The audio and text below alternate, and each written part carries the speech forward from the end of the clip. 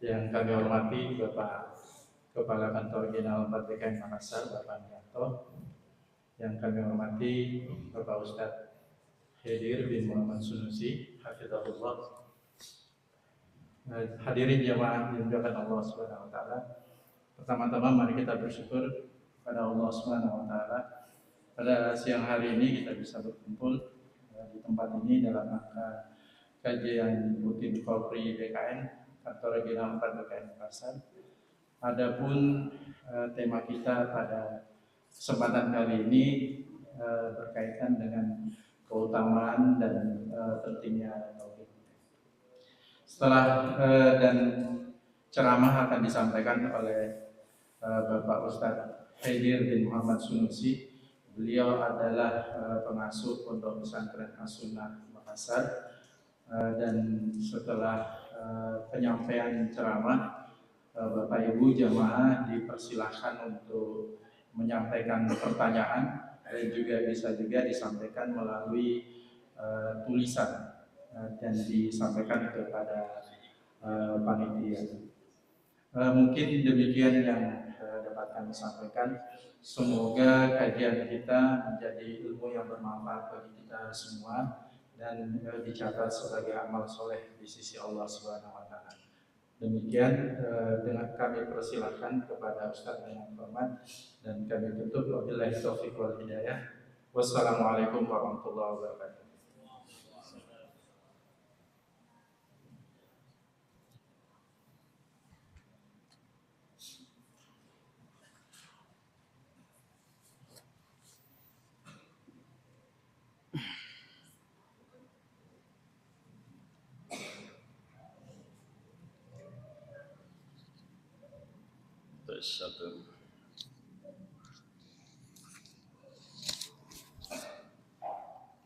Bismillahirrahmanirrahim. Assalamualaikum warahmatullahi wabarakatuh.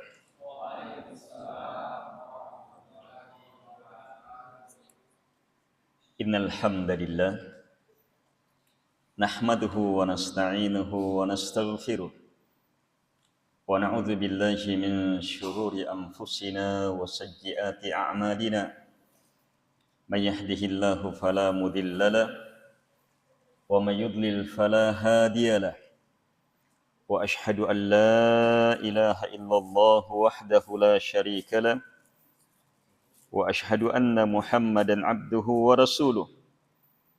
Ya ayyuhalladzina amanu taqullaha haqqa tuqatih wa la tamutunna illa wa antum muslimun. Amma ba'd, fa inna asdaqal hadithi kitabullah wa khairal hadi hadi Muhammadin sallallahu alaihi wa ala alihi wa sallam wa syarrul umuri muhdatsatuha wa kullu muhdatsatin bid'ah wa kullu bid'atin dhalalah wa kullu dhalalatin finnar. Kaum muslimin dan muslimat, jamaah zuhur yang dimuliakan oleh Allah Subhanahu wa taala.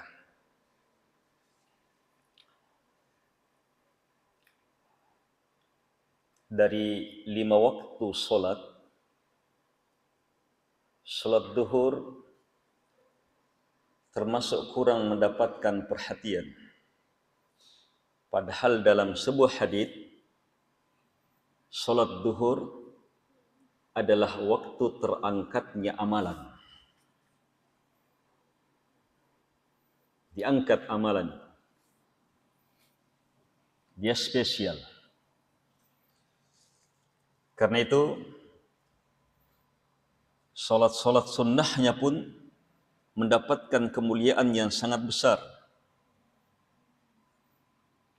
4 rakaat sebelum zuhur itu memastikan masuk surga. Belum lagi setelahnya. Karena itu, saat kita dimudahkan untuk menegakkan kewajiban besar ini, maka syukuri nikmat besar ini. Apalagi saat kita menyadari bahwa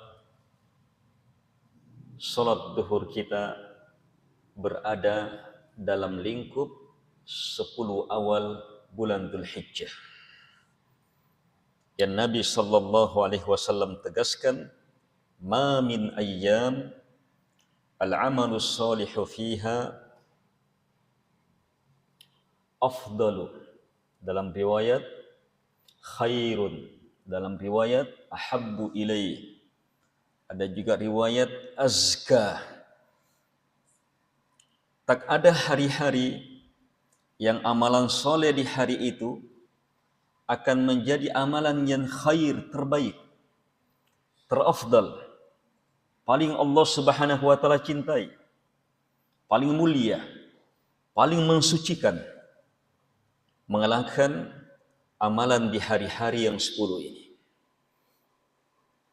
Sahabat langsung bertanya, sebab mereka memahami ada satu amalan yang merupakan puncak agama, berjihad di jalan Allah Subhanahu wa taala. Walal jihadu fi sabilillah ya Rasulullah. Walaupun berjihad di jalan Allah Subhanahu wa taala tidak bisa mengimbangi amalan di hari-hari ini.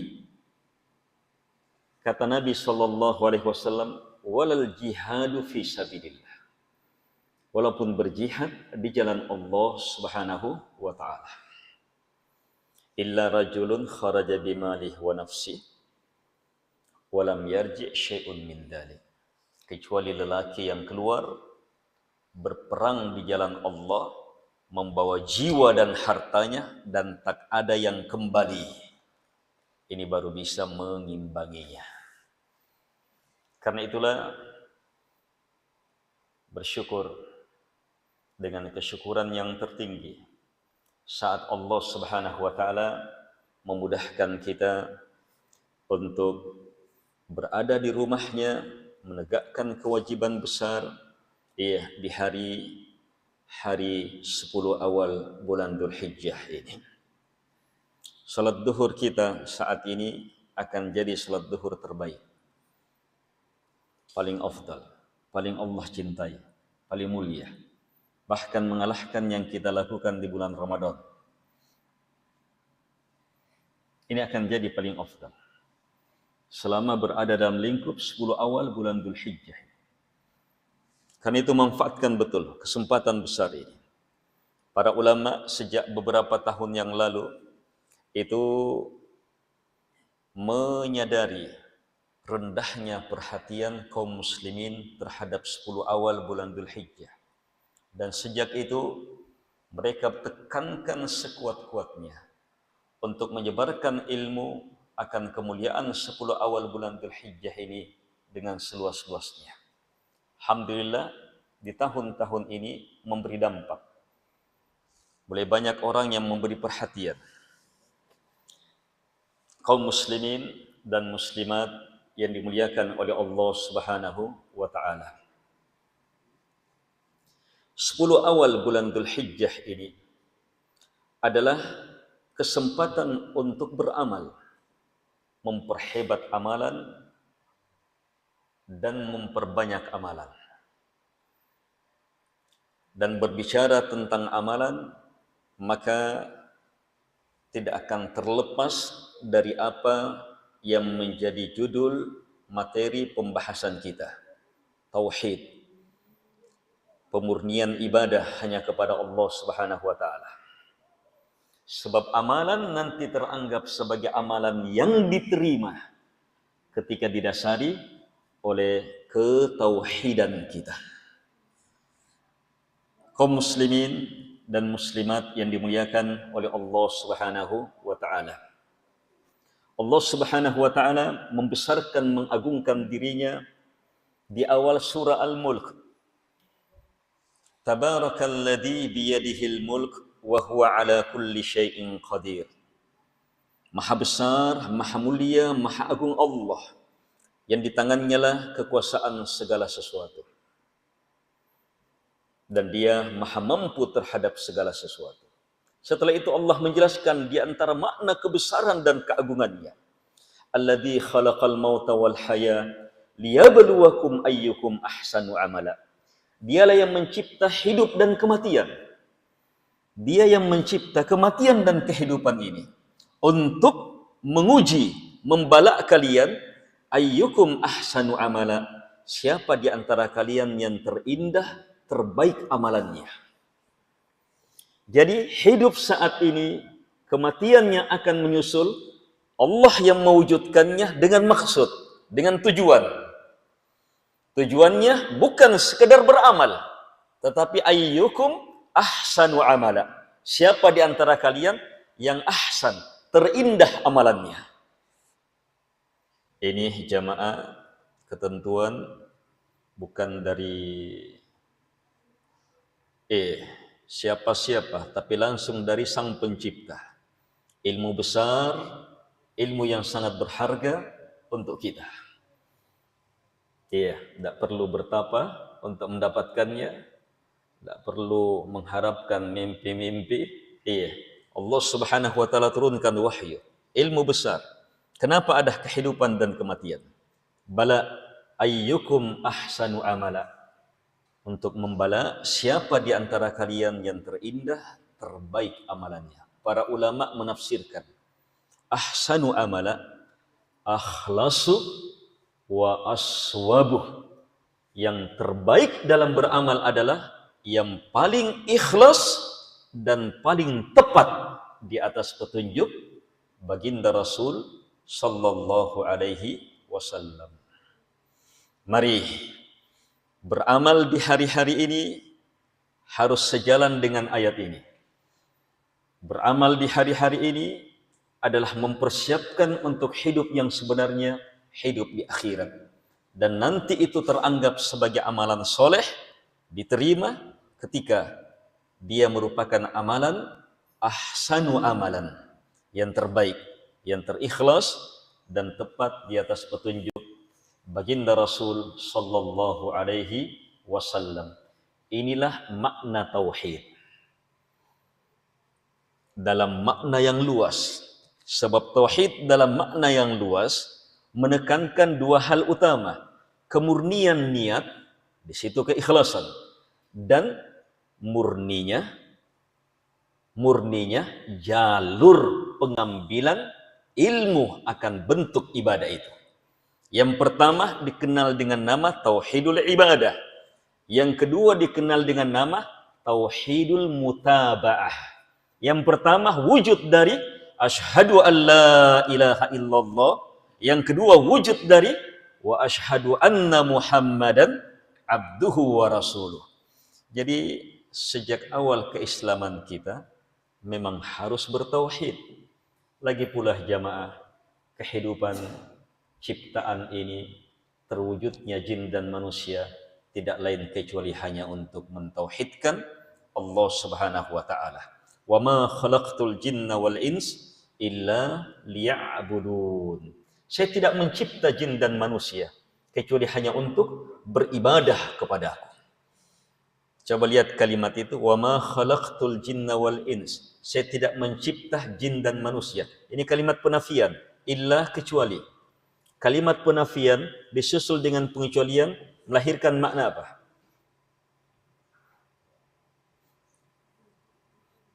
Pengkhususan. Tidak ada selain itu.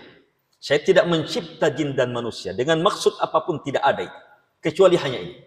Liya'buduni, supaya mereka beribadah kepadaku. Para ulama, sahabat dan seterusnya menafsirkan liya'budun maknanya liyuwahhiduni, supaya kalian mentauhidkan saya.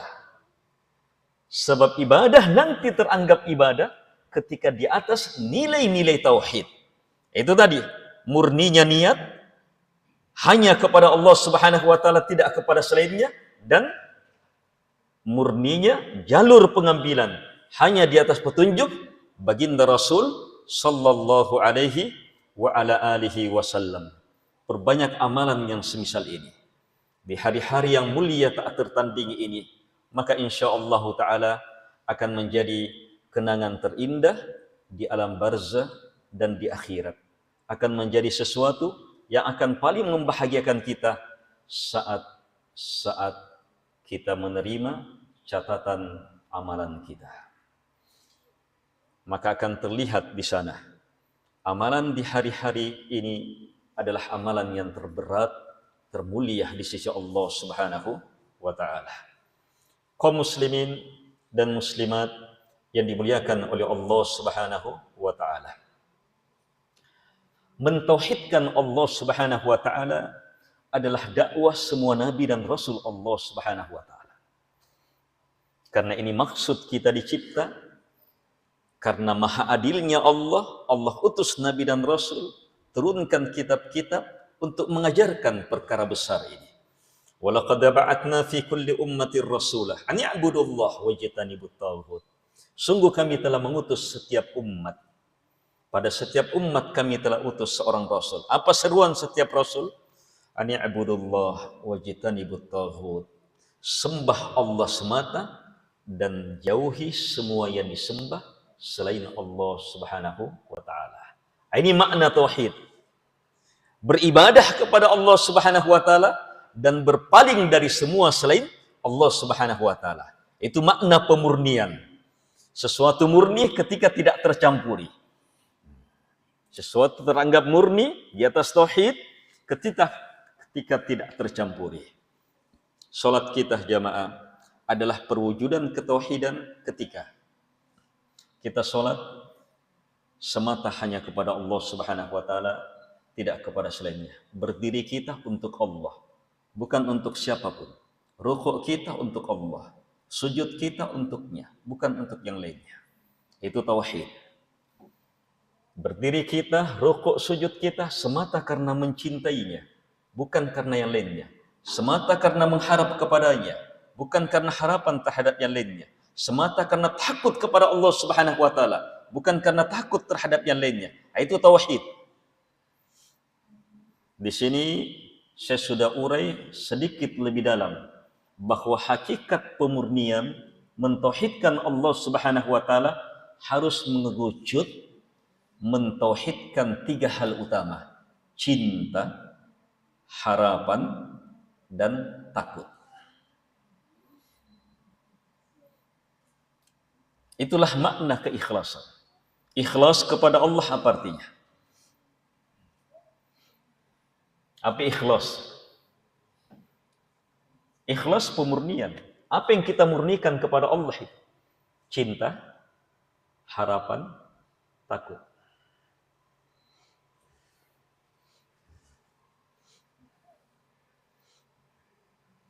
Cinta, harapan, dan takut. Kesimpulan semua pembahasan tauhid. Dan ketiga-tiganya harus ada.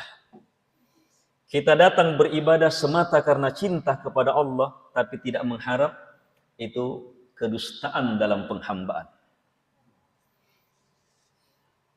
Kita datang beribadah penuh harap kepada Allah Subhanahu wa Ta'ala, tapi tidak takut kepadanya, itu pun bohong.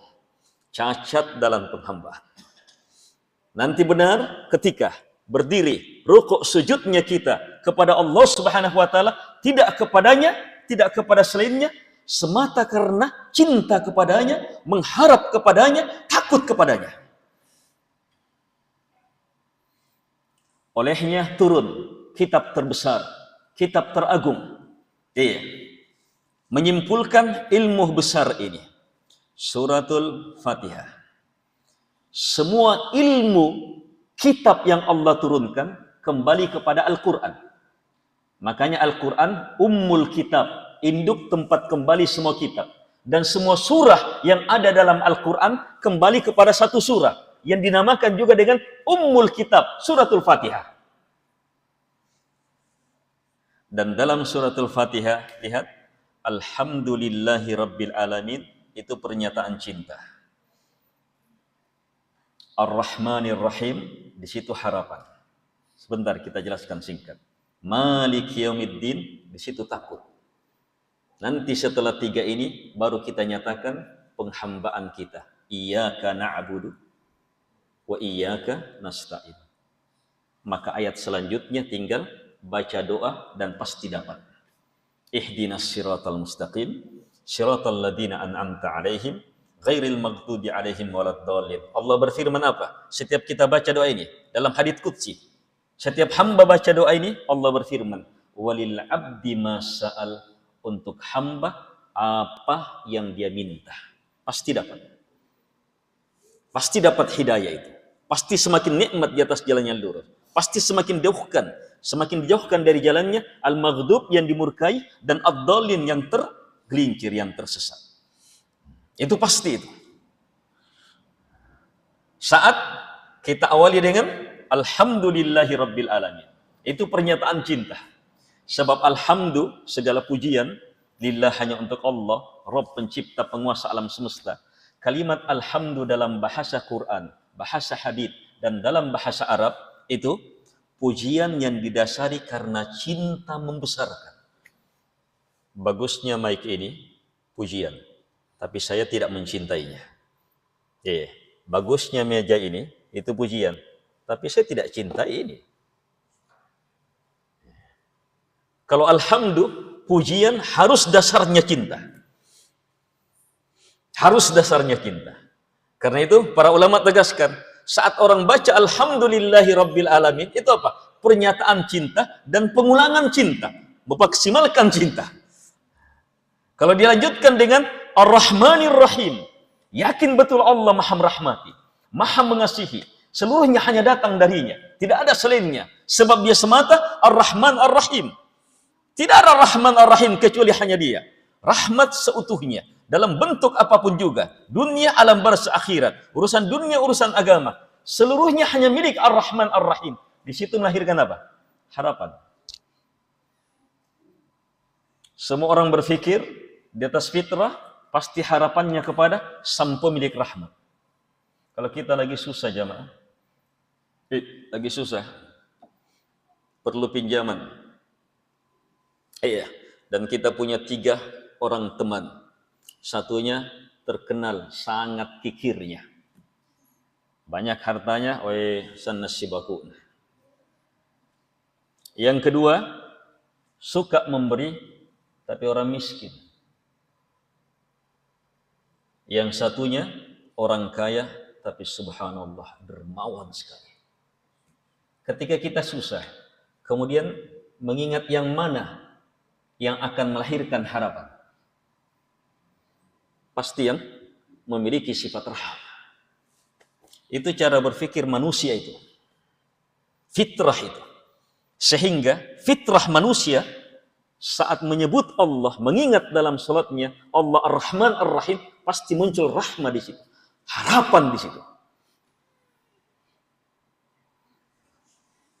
Jadi melanjutkan di ayat kedua Ar-Rahmanir Rahim, di situ kekuatan harapan. Dan kalau kita lanjutkan dengan Maliki Yaumiddin, sang penguasa, itu sudah melahirkan takut. Dikhususkan lagi hari pembalasan, melahirkan takut. Mengingat hari pembalasan secara tersendiri, itu sudah melahirkan takut. Mengingat sang penguasa secara tersendiri, melahirkan takut. Digabungkan dua ini, sang penguasa, hari pembalasan, itu melahirkan getaran-getaran takut, khasyah kepada Allah Subhanahu wa taala. Jadi kita diajar memang melalui Quran, melalui surah yang harus dibaca setiap sholat ini, untuk mengasah 3 nilai keikhlasan dan ketauhidan ini. Cinta, harapan, dan takut. Baru setelah itu tauhid kita munculkan. Ini tauhid.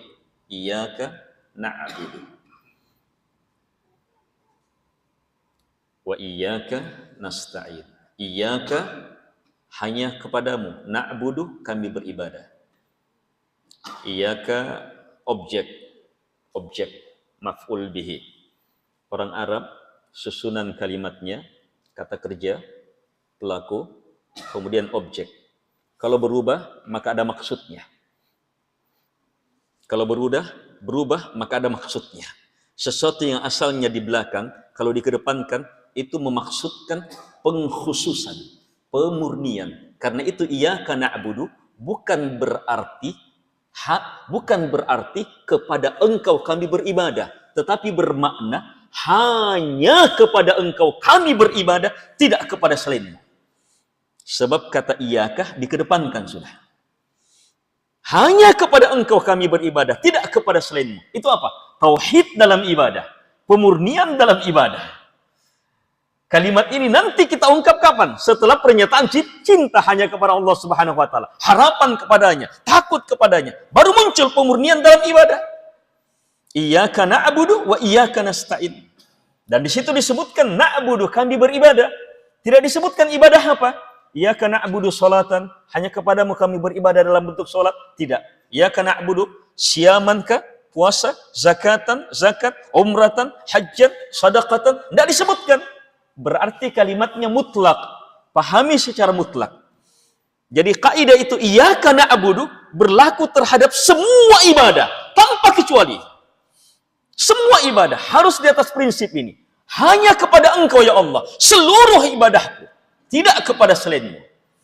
Wa iyyaka nasta'in, sama bentuknya. Hanya kepada Engkau kami meminta pertolongan, tidak kepada selainmu. Di sini tauhid.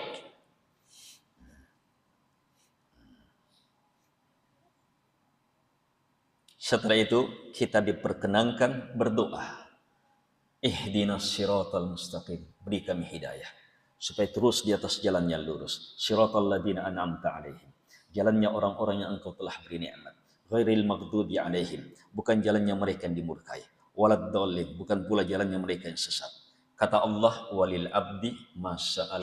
Untuk hamba apa yang dia minta. Pasti dapat. Pasti dapat.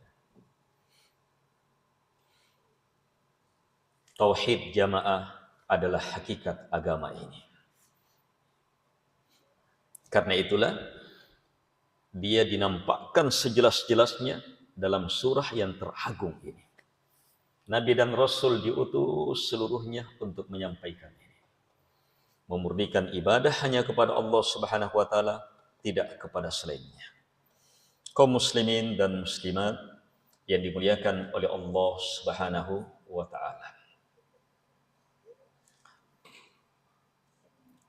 Dalam Al-Quran terdapat ayat yang dikenal dengan ayatu huquqil asyarah. Ayat 10 hak. Dalam surah An-Nisa. Satu ayat langsung menjelaskan 10 hak.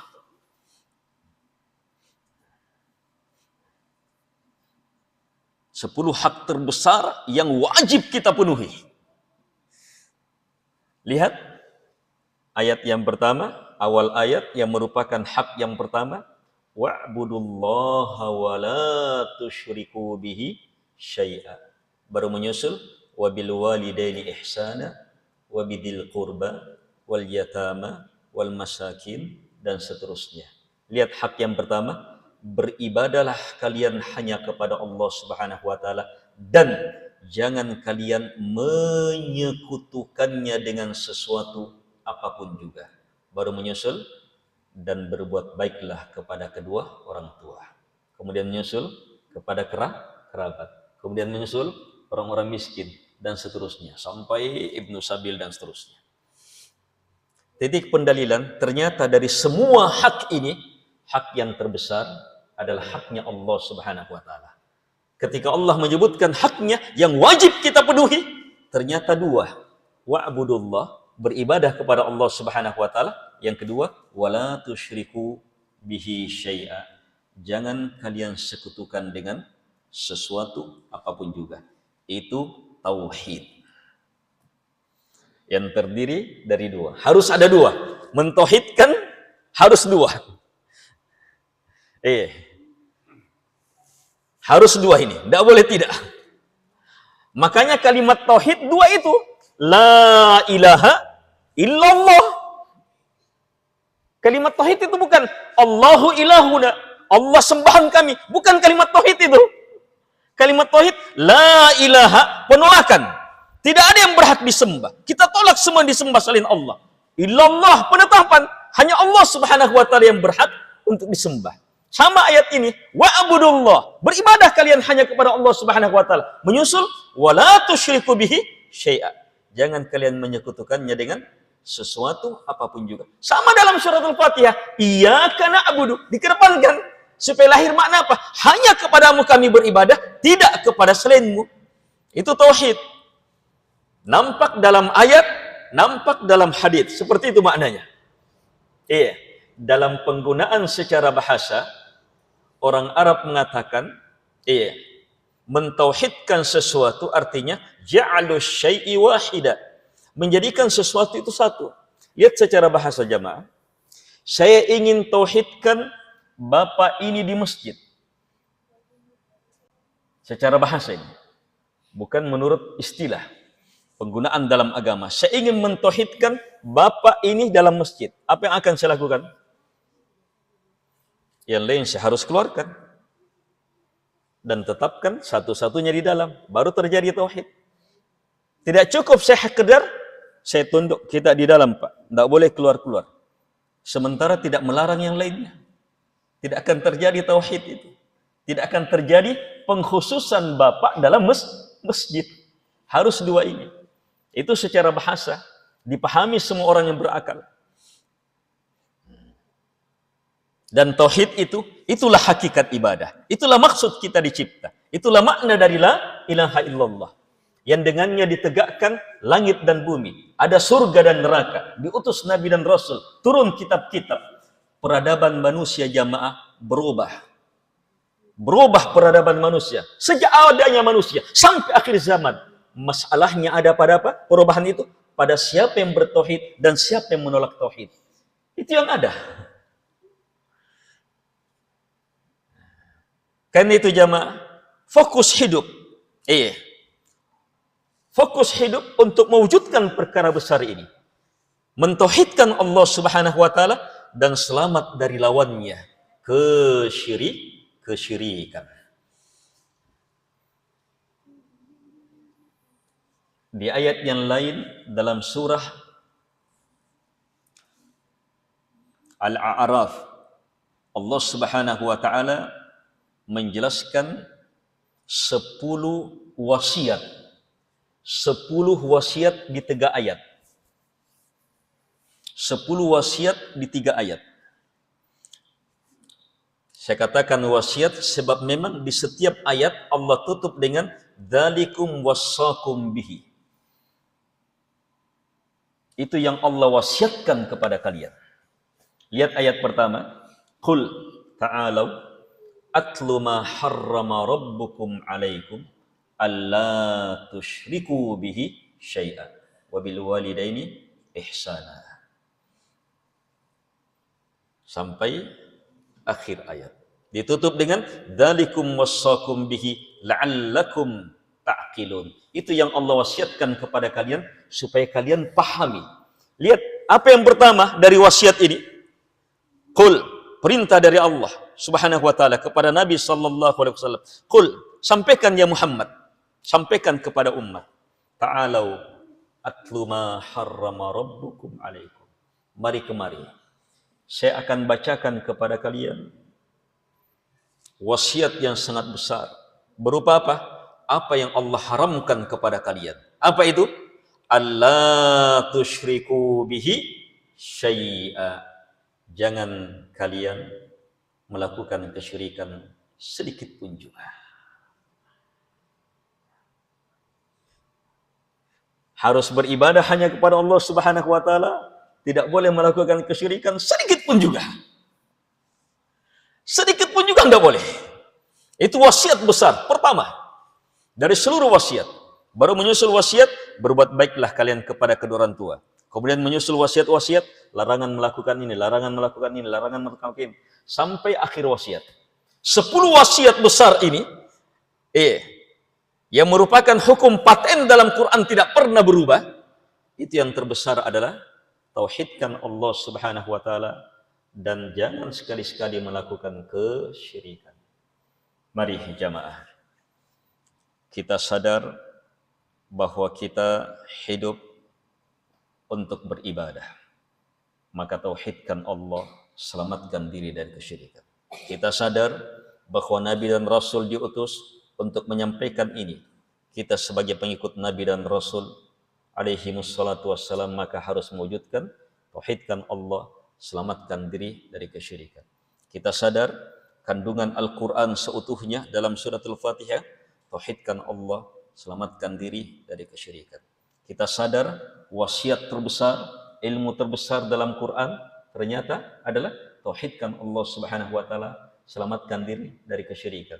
Kita pahami bahwa hak terbesar adalah hak Allah Subhanahu wa taala.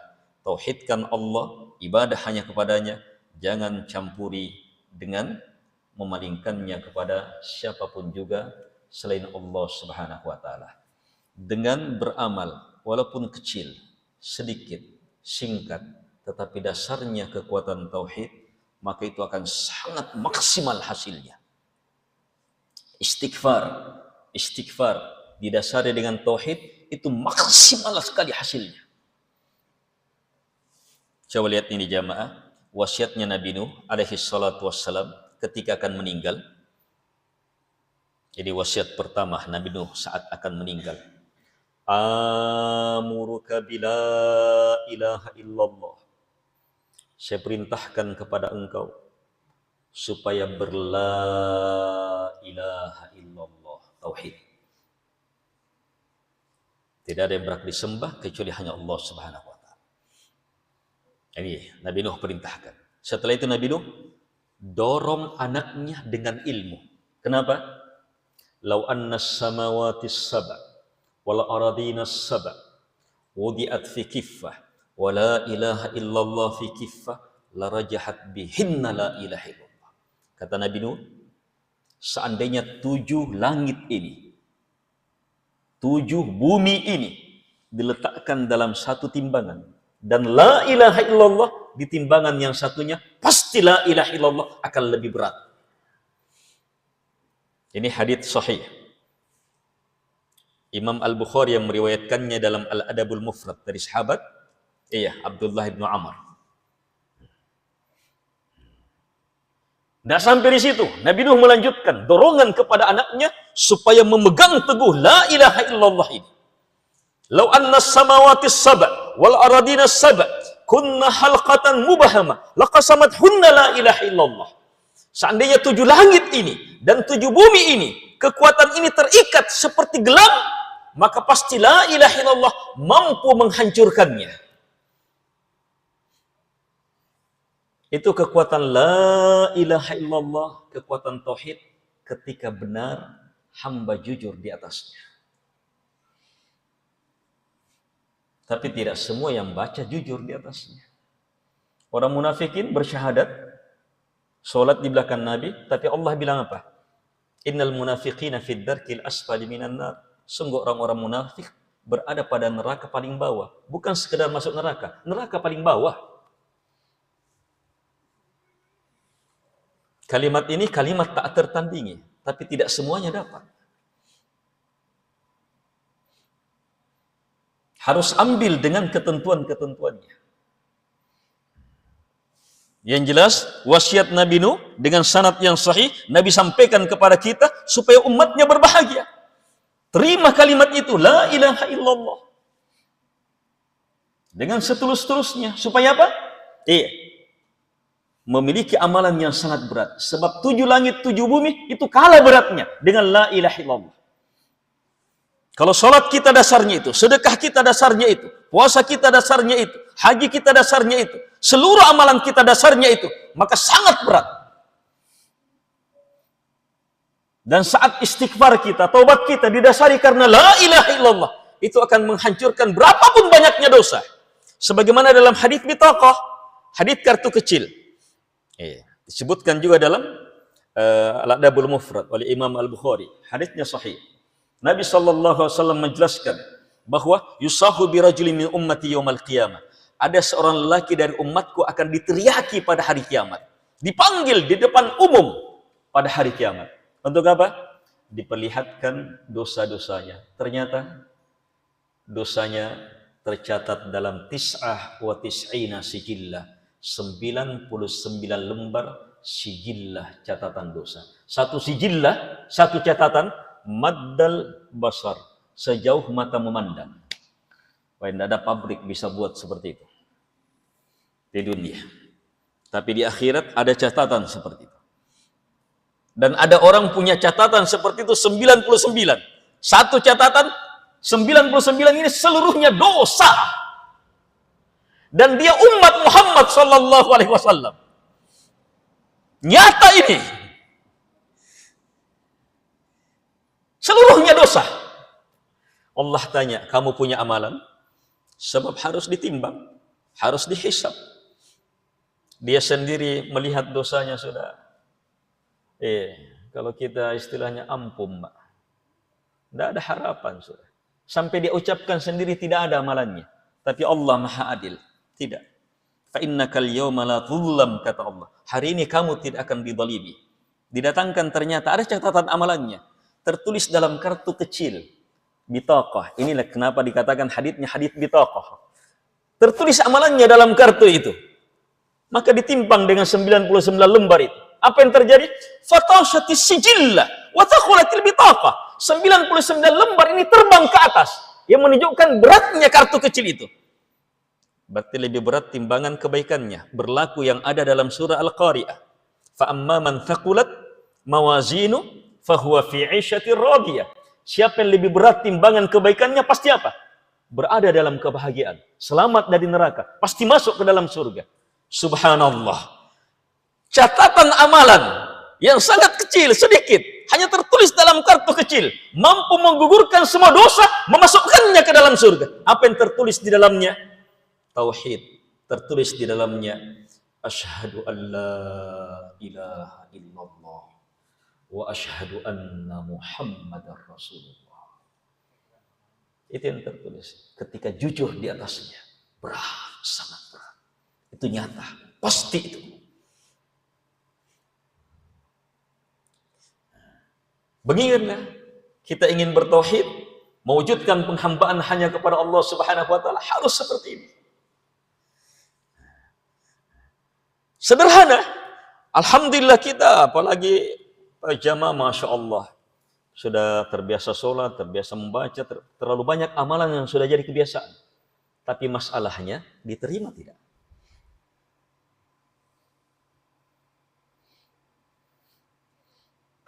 Ada banyak ayat, ada banyak hadis. Orang sampai di akhirat, amalannya seperti apa? Habaan manthur. Bahkan dibuatkan perumpamaan seperti apa? Debu yang berada di atas batu yang sangat keras. Ketika turun hujan, apa yang tersisa?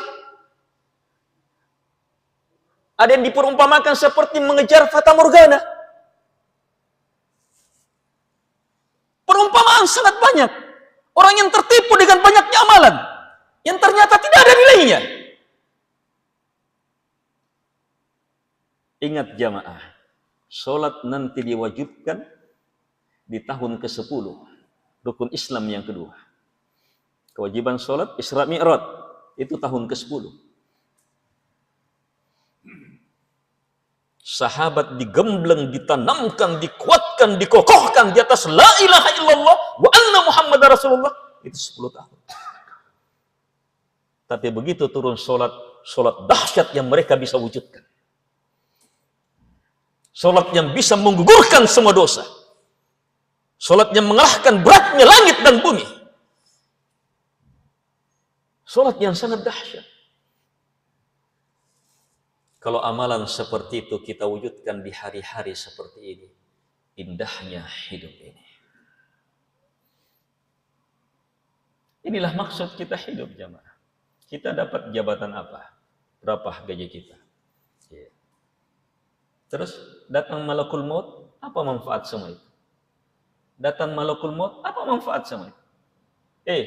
Apa manfaat semua itu? Kita jadi presiden 10 periode. Apa manfaat semua itu? Datang malakul maut.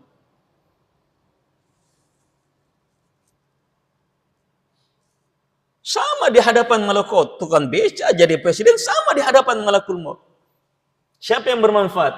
Apa yang Nabi tuntunkan? Laqinu mautakum bila ilaha illallah. Tuntun, bantu orang yang mau meninggalnya kalian dengan apa? La ilaha illallah. Itu yang akan bermanfaat.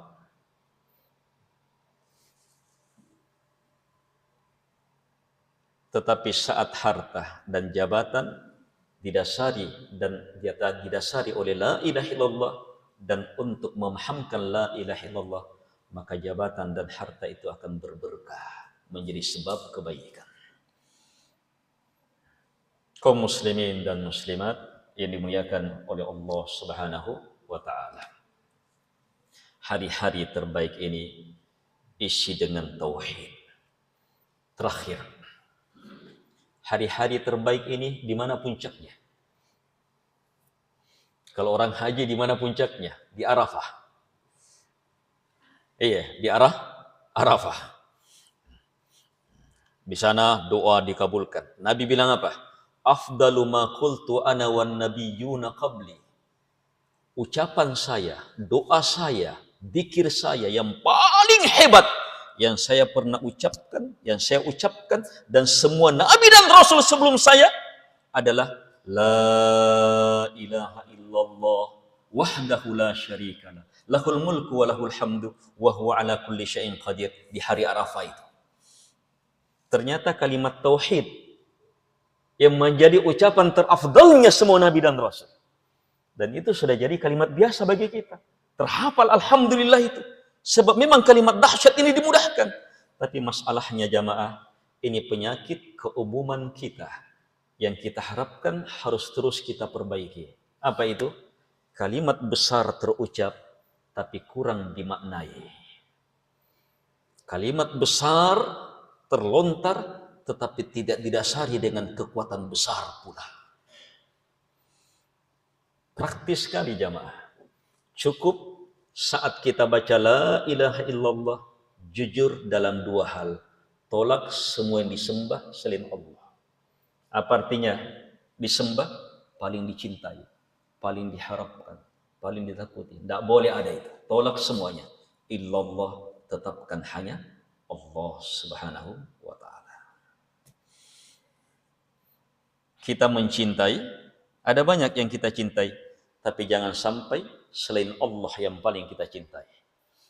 Kita mengharap, tapi jangan sampai harapan kepada Allah dinomor duakan, disamakan saja haram seharam-haramnya. Itu syirik. Takut, banyak kita takuti, tapi jangan sampai takut kepada Allah Subhanahu wa ta'ala tertinggal. Harus dia yang terbesar. Di sana baru berla ilaha illallah. Di atas tiga kekuatan ini yang kita murnikan hanya kepada Allah Subhanahu wa ta'ala, tidak kepada selainnya, kita sholat, kita berpuasa, kita bersedekah, maka dahsyat luar biasa. Kita beristighfar dengan ini, wah luar biasa itu, hebatnya penggugurannya. Kita bersedekah walaupun kecil, ketika dasarnya betul-betul ketulusan, bisa mengalahkan sedekah yang sangat banyak. Coba lihat, sabaqa dirhamun mi'ata alfi dirham, kata Nabi. 1 dirham bisa mengalahkan 100.000 dirham. Saya kasih pendekatan, 1 dirham ganti dengan 1 lembar uang merah. Berarti bisa mengalahkan apa? 100.000 lembar uang merah. Berapa itu? 10 miliar. 10 miliar, 10 kali 1.000 juta. 1.000 juta, 1.000 juta, 1.000 juta, 10 kali kalah dengan 100.000. Nabi bilang, haditsnya sahih. Kenapa? Ternyata jamaah, orang yang bersedekah 1 dirham hanya punya 2 dirham. Susahnya ini didapat ini, orang miskin sekali ini, susahnya didapatnya 2 ini. Tapi tetap ringan keluar. Ringan keluar. Kekuatan apa? La ilaha, kekuatan cinta kepada Allah yang menggerakkan. Harapan kepada Allah. Takut akan haknya orang pada harta itu. Takut akan pertanggungjawaban harta. Ini menggerakkan sehingga apa? Bisa mengalahkan banyak. Ini yang diinginkan jamaah. Di hari-hari baik, hari termulia, hari terafdal yang Allah anugerahkan kepada kita ini, maka jadikan seluruh amalan kita di atas tauhid yang selamat dari kesyirikan, murni cinta hanya kepada Allah, harapan kepadanya, takut kepadanya, dan betul-betul di atas petunjuk baginda Rasul sallallahu alaihi wa ala alihi wasallam. Semoga bermanfaat, lebih dan kurangnya mohon dimaafkan. Semoga Allah Subhanahu wa taala menjadikan kita seluruhnya ke dalam golongan hamba-hambanya yang mampu mendengarkan kalimat-kalimat baik dan mengikutinya dengan sebaik-baik pengikutan. Dan semoga Allah Subhanahu wa taala menjadikan kita ke dalam golongan hamba-Nya yang senantiasa tersadarkan akan pentingnya, wajibnya tauhid dan bahayanya kesyirikan. Dan semoga Allah Subhanahu wa taala senantiasa menuntun kita di atas tauhid dan menyelamatkan kita dari kesyirikan. Allahumma ghfiril muslimina wal muslimat al ahya'i minhum wal amwat. Allahumma inna nas'aluka bi anna lakal hamd la ilaha illa antal mannan badi'us samawati wal ard ya dzal jalali wal ikram ya hayyu ya qayyum an tarzuqana ilman nafi'a wa amalan mutaqabbala wa qalban khashi'a wa da'watan mustajabah wa rizqan tayyiban. Allahumma rzuqna al-ikhlas. Allahumma ja'alna mimman yashhadu an la ilaha illallah wa anna Muhammadan abduhu wa rasuluh ilman wa yaqina wa amala wa qiyada wa ta'ah wa tauhida wa ikhlasa innaka antas sami'ul alim wal jawadul karim. Allahumma inna nas'aluka fi'lal khairat wa tarkal munkarat wa hubbal masakin wa an taghfira lana wa tarhamana wa idza aradta bi'ibadika fitnah faqbidna ghaira maftunin. Allahumma inna nas'aluka hubbak wa hubba man yuhibbuk wa hubba amali yuqarribuna ila hubbik innaka antas sami'ul alim wal jawadul karim. Wa sallallahu ala Muhammad wa ala alihi wa sahbihi wa sallam tasliman katsira. Semoga bermanfaat, lebih dan kurangnya mohon dimaafkan. Hadanallahu ya akum ajma'in. Wassalamualaikum warahmatullahi wabarakatuh.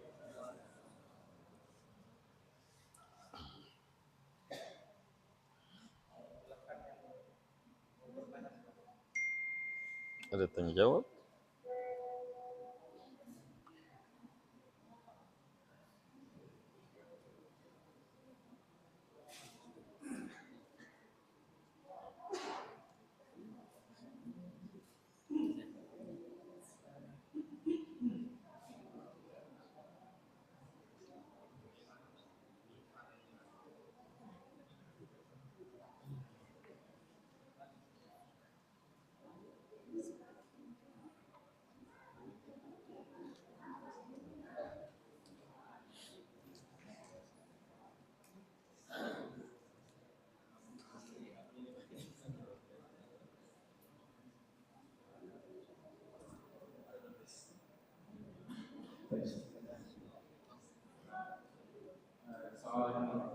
Bagi Bapak Ibu yang ingin menyampaikan pertanyaan, silakan bisa juga melalui tulisan. Silakan.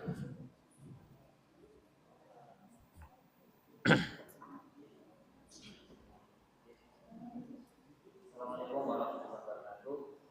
Assalamualaikum warahmatullahi wabarakatuh. Pertanyaan terkait dengan tadi disebutkan bahwa ketika kita datang sholat, kita melakukan ibadah, harus kita berdasar dari 3 sisi tauhid atau ada cinta, harap, dan takut. Kalau misalnya selama ini kita melakukannya karena takut, mungkin masih belum, atau mungkin karena harap, misalnya kita melakukan sholat karena kita punya hajat-hajat dunia dan kita tahu kalau kita sholat kita akan dimudahkan urusan dunia. Bagaimana arahan atau pandangan Ustaz? Terima kasih. Baik, bismillah, alhamdulillah, salatu wassalamu ala rasulillah wa ala alihi wa sahbihi wa sallam tasliman katsira, amma ba'd.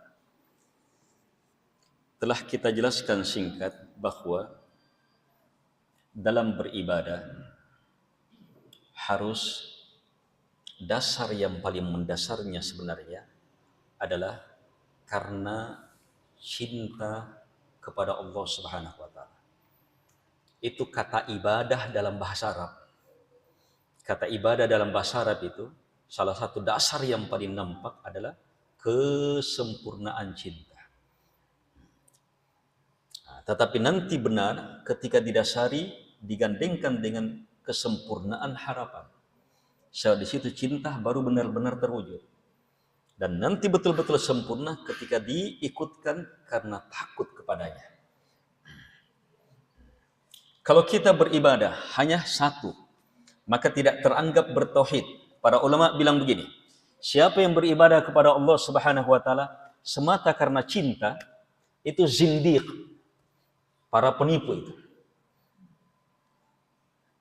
Itu para penjahat katanya. Zindiq itu orang yang masuk ke sebuah agama, tidak di atas agama itu, tapi untuk merusak agama. Itu zindiq. Pasti masuknya atas nama cinta. Itu zindiq itu. Strateginya zindiq, merusak agama. Seperti yang terjadi pada agama Yahudi, agama Nabi Musa. Itu dirusak atas nama cinta. Agama Nabi Isa dirusak juga atas nama cinta. Untuk menyembah selain Allah Subhanahu wa ta'ala. Itu zindiq. Kalau beribadah semata karena takut, mereka bilang haruri. Lebih keren dengan khawarij. Beribadah hanya takut. Ini kelompok beribadah dominan takut. Dia tutup pintu harapan. Tidak ada harapan. Ini kelompok melihat satu dosa, tidak ada maaf bagimu, tidak ada ampunan bagimu. Padahal rahmatnya Allah, ampunannya Allah sangat luas. Dia tutup itu. Ini khawarij. Mudah mengkafirkan orang karena satu kesalahan.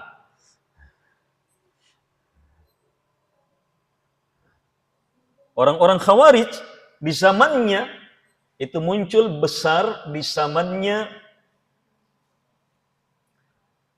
Utsman bin Affan radhiyallahu anhu, semakin besar di zamannya Ali bin Abi Thalib radhiyallahu anhu. Nabi bilang kepada sahabat, kalian kalau bandingkan dengan salatnya mereka, kalian akan merasa rendah.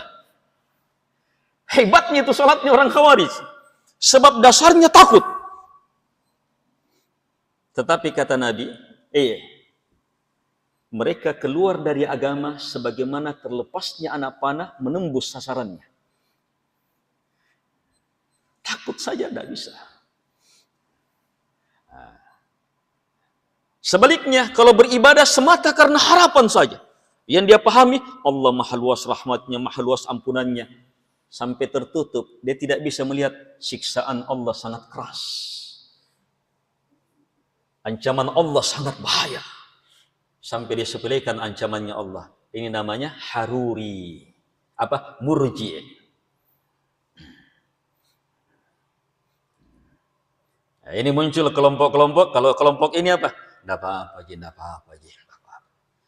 Biar tidak sholat, dia berapa? Terjatuh, tidak apa-apa. Rahmatnya Allah sangat luas. Benar, tetapi apa? Dia gunakan ilmu itu untuk salah. Dia gunakan ilmu itu untuk meninggalkan sholat. Dia gunakan ilmu itu untuk terjatuh ke dalam dosa. Harusnya ilmu itu digunakan untuk semakin sholat. Untuk meninggalkan dosa, itu baru benar. Caranya gabungkan antara harapan dan takut itu.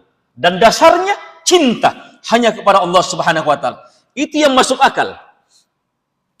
Dan itu yang benar, sesuai dengan hati. Dan itu yang nyata, yang melahirkan hasil. Itu yang nyata, yang melahirkan hati. Dan itu yang sejalan dengan Quran dan Sunnah. Itu langsung itu. Setiap ibadah ketika ini tiga dasarnya, itu langsung. Saat itu langsung terasa. Dahsyatnya itu ibadah. Hasilnya itu langsung itu. Kita mau berdoa, dasarnya tiga ini. Kita meminta karena yang kita minta adalah yang paling kita cintai. Tidak ada yang lainnya. Kita meminta karena betul-betul mengharap kepadanya.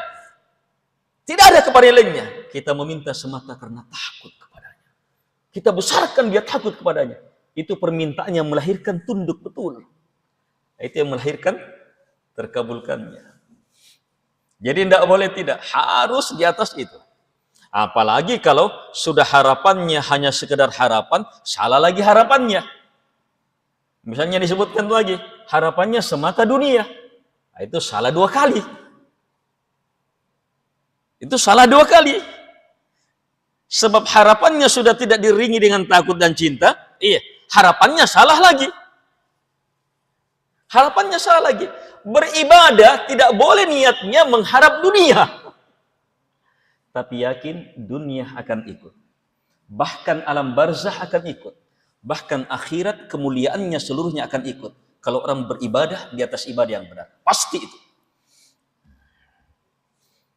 Tapi tidak boleh jadi harapan. Kenapa? Ibadah logikanya begini. Ibadah itu amalan sangat mulia.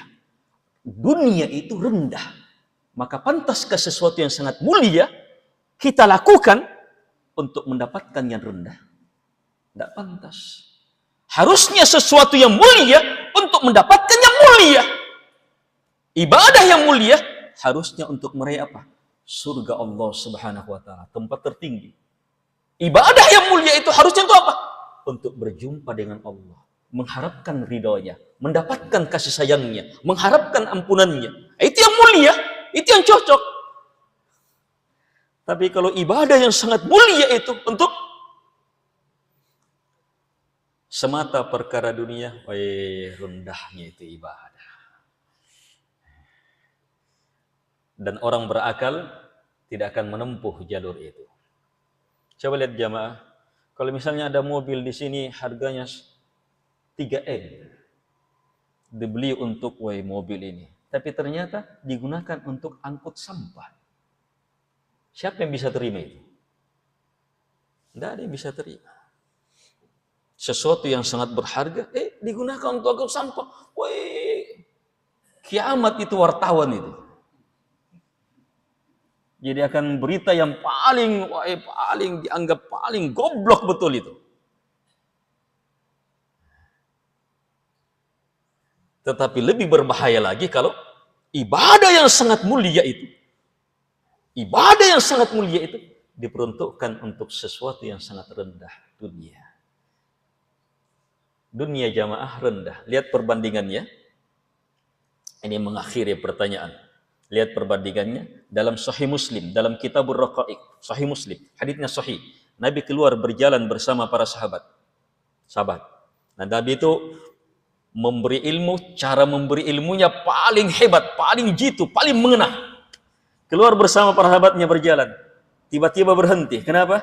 Ada bangkai kambing sudah busuk, jangan tanyakan baunya, jangan tanyakan ulatnya, hilang lagi telinganya, cacat. Kambing cacat. Tiba-tiba Nabi justru menawarkan, siapa di antara kalian yang mau beli ini dengan harga sekian? Nabi sebut harga kecil, tapi tetap keluar harga. Siapa yang mau beli dengan harga sekian? Kalau jamaah ditawarkan gimana? Nggak usah beli, gratis, dibawa ke rumah, tidak ada yang mau. Sahabat, karena Nabi yang bertanya, ini tidak sembarang pertanyaan. Mereka jawab apa? Ya Rasulullah, hidup saja kami tidak akan beli. Hidup saja kami tidak akan beli sebab cacat, hilang telinganya. Setelah Nabi paham, sahabat sudah merasa jijik dengan ini. Di sana Nabi keluarkan ilmunya. Lad dunya ahwanu indallah min hadihi fi anfusikum. Sungguh dunia itu lebih rendah, lebih hina di sisi Allah Subhanahu wa taala daripada rendahnya binatang ini pada diri kalian. Pantaskah yang seperti ini menjadi maksud dalam ibadah? Itu tidak boleh jadi maksud. Tapi bukan artinya tidak boleh orang cari uang. Lagi masalahnya itu, tidak bisa orang makan. Kita cari uang, tapi bukan untuk membesarkan uang. Bukan karena uangnya. Cari uang, cari harta, cari ini. Bukan karena harta dan uangnya. Tapi karena apa? Karena mengejar keridaan Allah Subhanahu wa taala di balik harta. Ayo, dengan harta bisa apa? Sedekah. Berapa banyak pahala sedekah? Tapi kalau tidak ada uang, mau biar apa? Dengan harta bisa apa? Bangun masjid. Banyaknya pahalanya. Cari keutamaan itu. Dengan harta bisa haji. Keutamaan haji. Bisa sholat di Masjidil Haram, 100.000 kali sholat di sini. 100.000 kali sholat di sini. Berapa tahun itu? Sholat duhur di sini, 100.000 kali. Sekitar 274 tahun. Untung-untung kalau kita dapat 74-nya. Itu untuk satu kali sholat. Besarnya itu sholat di sana. Berberkah betul. Tapi mau dapatkan itu harus ada uang. Cari uang untuk dapatkan ini. Bukan uangnya yang besar, tapi karena besarnya keutamaan Allah Subhanahu wa taala di balik harta itu. Semata karena tauhid kita bekerja.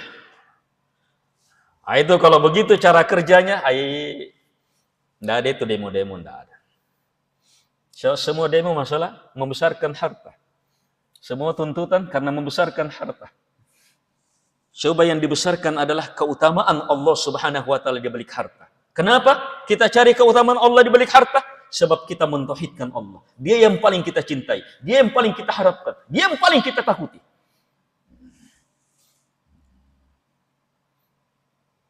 Sehingga akan lahir, jangankan beribadah, bekerja saja akan indah ketika di atas tauhid. Ini jawabannya. Semoga bermanfaat. Mungkin cukup ya. Iya, semoga bermanfaat. Semoga Allah Subhanahu wa taala mempertemukan kita di lain kali dan menjadikan kita hamba-hambanya yang berkumpul di rumahnya, di taman-taman surga di dunia, yang kita harapkan perkumpulan kita di taman surga di dunia ini menjadi sebab berkumpulnya kita di taman surga di akhirat. Amin ya arhamar rahimin. Innaka antas samiul alim wal jawadul karim. Wa sallallahu ala Muhammad wa ala alihi wa sahbihi wa sallam tasliman katsira. Wa akhiru da'wana alhamdulillahi rabbil alamin. Wassalamualaikum warahmatullahi wabarakatuh.